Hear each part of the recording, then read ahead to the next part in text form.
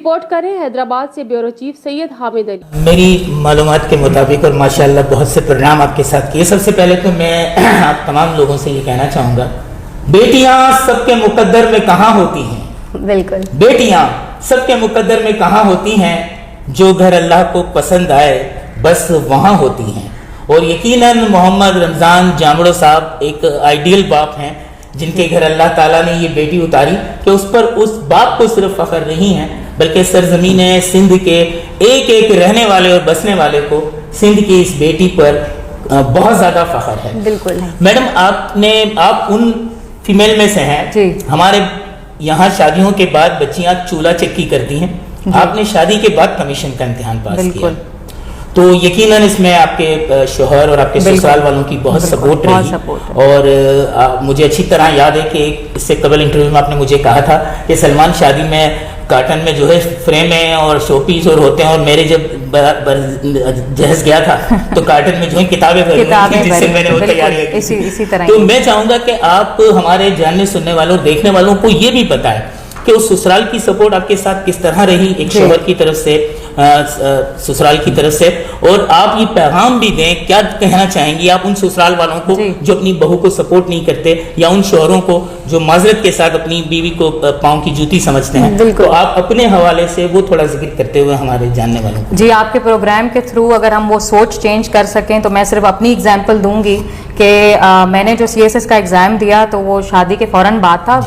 शादी के बिल्कुल 3 महीने बाद ही मेरा एग्ज़ाम था जी। और मैंने जैसे आपको पहले भी कहा था कि जहेज़ में मेरी किताबें CSS की आ गई थी, वो भी इतनी ज़्यादा थी कि वो उसके लिए भी एक पूरी गाड़ी करानी पड़ी थी जी। तो वो फिर मैंने मेरे क्योंकि हस्बैंड भी ब्यूरोक्रेट हैं, वो 38th कॉमन से हैं, कॉमर्स एंड ट्रेड में जी, तो वो उनको पता था, अंदाज़ा था कि मेरा क्या एक शौक़ है उनसे, और इन लॉज का माशाल्लाह से बहुत सपोर्ट रहा, और उन्होंने भी काफ़ी इनकरेज किया इसमें। तो जब हस्बैंड ऑफिस चले जाते थे तो मेरे पास यही टाइम होता था, क्योंकि मैं सेपरेट फैमिली थी, जॉइंट फैमिली नहीं थी, तो मैं फिर वो उसमें पूरी स्टडीज़ अपनी और रात तक देर तक लेट नाइट आवर्स में भी, तो वो सपोर्ट भी रहा, गाइडेंस भी मिलती थी। तो अल्हम्दुलिल्लाह कुछ ऐसा कोई प्रॉब्लम मेरे उसमें तो फेस नहीं हुआ। और बाकी जो मेरी ऑडियंस है वो सुन रही है, तो उनके लिए भी ये प्रोग्राम है जो शादीशुदा भी हैं बच्चियां जिनकी कम एज में शादी हो जाती है, तो उनके लिए भी, उनके ससुराल वालों या हस्बैंड के लिए भी ये मैसेज है कि आप काइंडली उनको भी इनकरेज करें, जो उनके शौक़ हैं, जो उनके इंटरेस्ट हैं, अगर वो अपनी तालीम कंटिन्यू भी करना चाह रही हैं तो आप अगर उनको उसमें सपोर्ट करेंगे तो वो जिस तरह अभी मैं आप ये प्रोग्राम के थ्रू इंट्रोड्यूस हो रही हूँ और तमाम पब्लिक मुझे इस हद तक जानती है कि मैं अगर उनके सर्विस में या कुछ काम मैंने उनको किया हो या कुछ एरियाज़ में मैंने सर्व किया हो, तो उनके लोग जो मुझे जानते हैं, तो उसमें आपकी फैमिली से आपकी बेटी, आपकी बहू, आपकी बीवी कुछ भी इस तरह मेरे यूनिफॉर्म में आ सकती हैं, या वो अपने इंटरेस्ट रिलेटेड फील्ड में आ सकती हैं और आपको आपके लिए बायस फ़ख्र आपके ख़ानदान के लिए वो करवा सकती हैं। तो इसमें कोई ऐसा नहीं है कि आप अपनी बहुओं को, बेटियों को डिस्करेज करें या उनकी पढ़ाई ख़त्म करा दें। तो ये मेरे हिसाब से इसमें आप लोगों को और सोचना चाहिए और इनकरेज करना चाहिए अपनी बेटियों को। बिल्कुल, मैं भी यही कहना चाहूँगा कि देखने और सुनने वालों ने मैडम का मैसेज सुना, और यकीन कीजिए जो घराने अपनी बच्चियों को सपोर्ट करते हैं उन्हीं घरानों में ऐसी नायाब हस्तियां जन्म लेती हैं। तो ऐसी नायाब हस्तियों की हमारी सरजमीन को बहुत ज़रूरत है, पाकिस्तान को। जी नूर, आप? हाँ, मेरा यकीनन एक सवाल है कि हम जो गर्ल्स होती हैं ना वो बहुत ही नाजुक होती हैं, और मतलब एक कांटा भी चुभ जाता है ना तो बस अम्मा याद आ जाती है फौरन से कि बस मम्मा कांटा चुभ गया। और रुखसती का सिर्फ रुखसती का मोमेंट आ रहा है तो बस रोना है, अगर फिल्म में कोई इमोशनल सीन आ रहा है तो हम उसे देख के रो जाते हैं। लेकिन आप माशाल्लाह से इतनी हिम्मत के साथ इस पर काम कर रही हैं इस फील्ड के अंदर, तो ये हिम्मत किस तरह से आपके अंदर आई? कभी ऐसा मौका था? हाँ बिल्कुल सर, ऐसा होता है ना, कभी हमारे सामने कुछ इस तरह के मोमेंट भी आ जाते हैं कि हम बेसाख्ता रो जाते हैं। क्या इस तरह के मोमेंट आपको फेस करने पड़े? देखें, मैं भी इंसान हूँ और एक फितरत है, एक बिहेवियर सबका होता है कि उसमें इमोशंस होते हैं। कभी गुस्सा, कभी वो ठंडा होता है, कभी हंसी मजाक, कभी उसको रोना भी आता है। तो बिल्कुल एक ये ह्यूमन के बिहेवियर्स हैं जो कि मेरे में भी हैं, क्योंकि मैं पुलिस ऑफिसर की हैसियत से अगर देखें कि इसमें बहादुरी का जो एलिमेंट है, जब सिलेक्शन हुई तो हमें ट्रेनिंग इस नौवियत की करवाई, और हम जो बैच थी हमारी, हम 3 लेडी ऑफिसर्स थे, और हमारे साथ जो 37 का बैच था उसमें 3 लेडी ऑफिसर्स थे और बाकी सब जो मेल थे ऑफिसर्स। और क्योंकि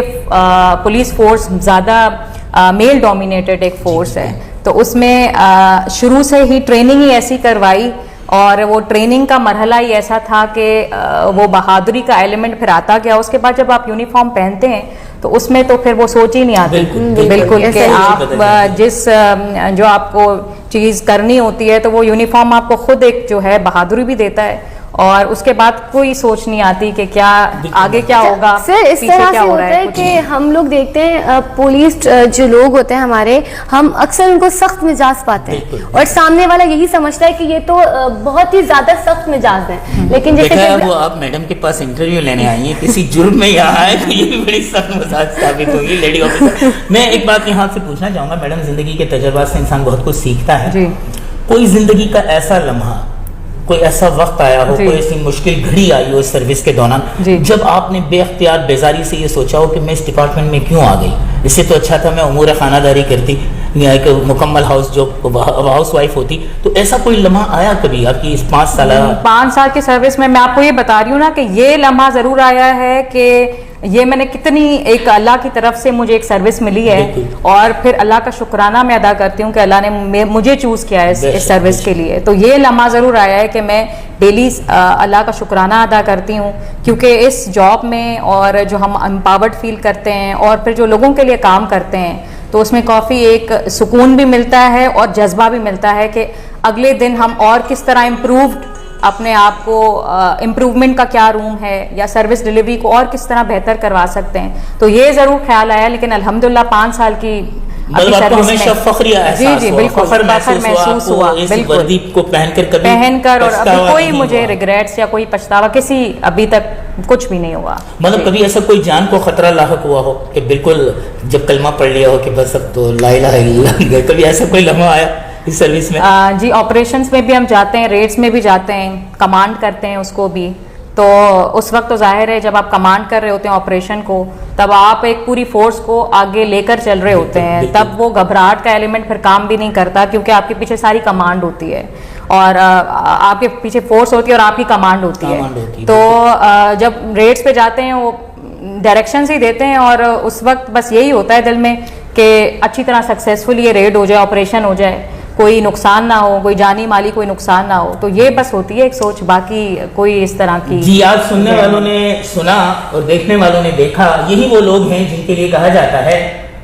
हम खूने जिगर से नक्शे वफा को निखारा करते हैं, हम खूने जिगर से नक्शे वफा को निखारा करते हैं, जब जान की बाजी लगती है हम जान के हारा करते हैं। तो ये वो वर्दी जो इन्होंने कफन की सूरत में पहनी हुई है, ये वो मुजाहिदा है,